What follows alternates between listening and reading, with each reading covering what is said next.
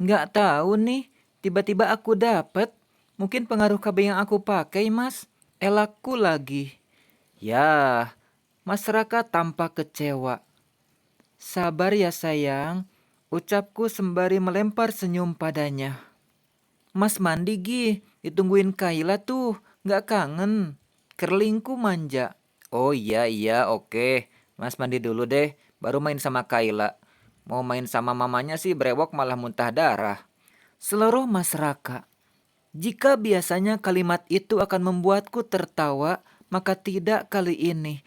Aku mengawasi dengan tajam ketika masyarakat melangkah keluar kamar. Ah, sialan. Sepertinya ia akan langsung ke kamar mandi dan bukannya melepas pakaiannya dulu di sini. Mas, seruanku menghentikan langkahnya.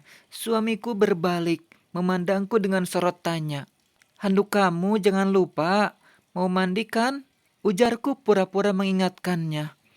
Oh iya, mana sini minta? Mas Raka berkata. Tuh di belakang pintu, buka aja bajunya di sini. Biar sekalian nanti aku kasih ke Mbak ya. Kamu suka lupa ninggalin baju ke kamar mandi soalnya. Aku tersenyum di ujung kalimat dan senyumku kian melebar saat ia mulai melepas pakaiannya satu persatu. Menggantinya dengan sebuah lilitan handuk dari bawah ke pinggang.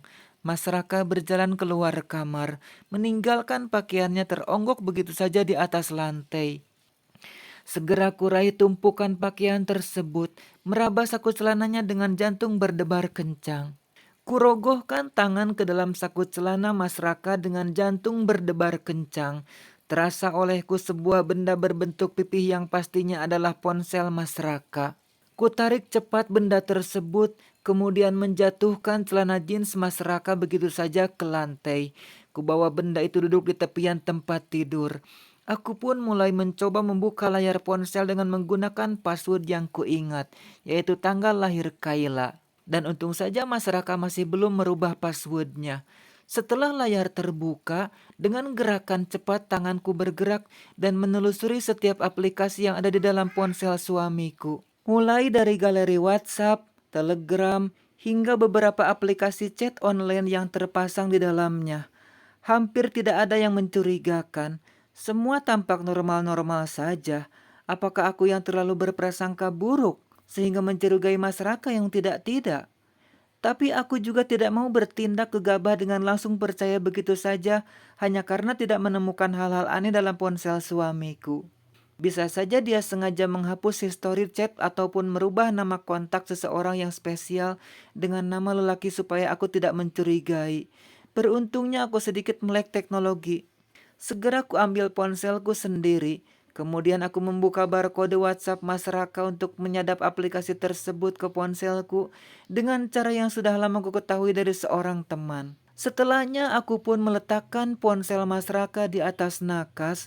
Setidaknya aku bisa sedikit tenang. Karena setelah ini aku bisa memantau apa saja aktivitas suamiku melalui sadapan WhatsApp tadi. Setelah kurang lebih 20 menit Mas Raka di kamar mandi, akhirnya ia kembali ke kamar kami. Rambutnya tampak basah dengan beberapa titik air yang masih menempel di tubuhnya. Mata suamiku itu tampak mencari-cari sesuatu di sekitar kamar. Baju kotor Mas udah kamu kasih ke Mbak ya lah? Tanyanya padaku. Iya Mas, sudah tadi. Jawabku sambil menyisir rambut di depan cermin meja rias. HP Mas mana? Tanyanya. Oh, rupanya benda itu yang dicari-carinya. Ada tuh di nakas, jawabku sembari menunjuk nakas tempat tidur.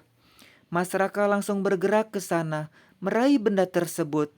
Kulirik melalui ekor mataku, betapa masyarakat tampak menghela napas lega setelah ia mengutak-ngatik ponselnya.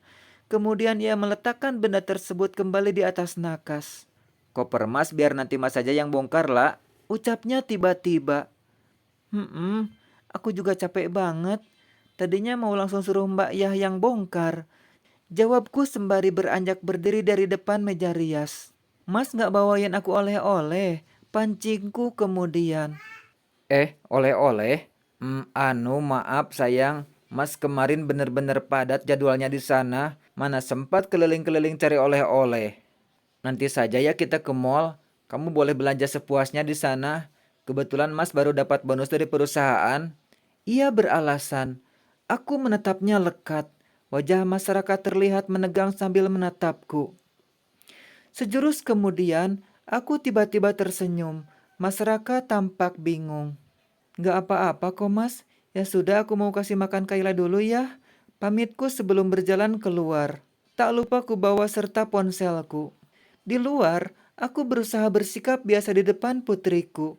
Kukatakan pada Mbak Ya bahwa biar aku saja yang menyuapi Kayla.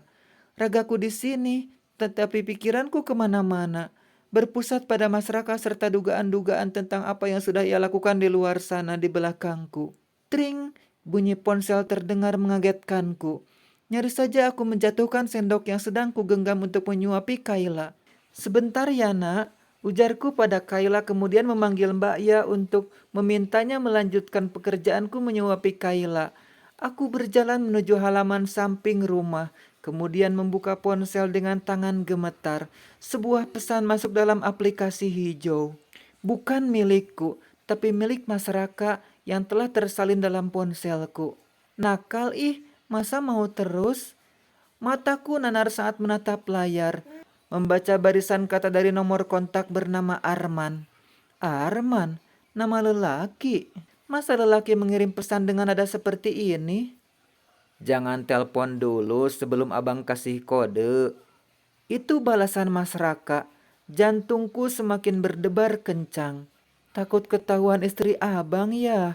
Udah sih akuin aja. Biar dia mundur dan aku jadi istri sah abang. Hihi. Ketik kontak bernama Arman itu. Jangan ngaco kamu. Hubungan kita tidak seserius itu. Balas Mas Arman. Lalu seserius apa dong namanya? Dari sejak aku magang di kantor abang, kan abang yang duluan deketin. Pokoknya kalau aku sampai hamil, abang harus tanggung jawab. Deg. Serasa putus jantung ini kala membaca kalimat kontak bernama Arman yang kuyakini sebenarnya seorang wanita ini. Dah dulu ya, abang mau sama anak dulu. Kita lanjut besok di kantor. Asik, minta uang jajan ya. Ketik balasan Arman. Kan kemarin udah. Tapi kan kemarin abang juga udah puas pakai aku selama nemenin abang dinas di Bali. Tak hanya jantung yang serasa mau putus, tapi darah dalam tubuh ini pun rasanya seperti menggelegak panas. Aku nyaris meledak membaca pesan-pesan menjijikan yang terbaca pada ponselku. Jadi seminggu ini, masyarakat tak sendirian pergi ke Bali, melainkan bersama seorang gundik yang menemaninya. Aku menyandarkan punggung pada tembok rumah. Kedua kakiku terasa lemas hingga rasanya tak sanggup menopang tubuhku ini. Ya Allah Mas Raka, tak kusangka kamu bisa berbuat segila ini di belakangku. Tunggu saja Mas, akan kubuat kamu membayar semuanya.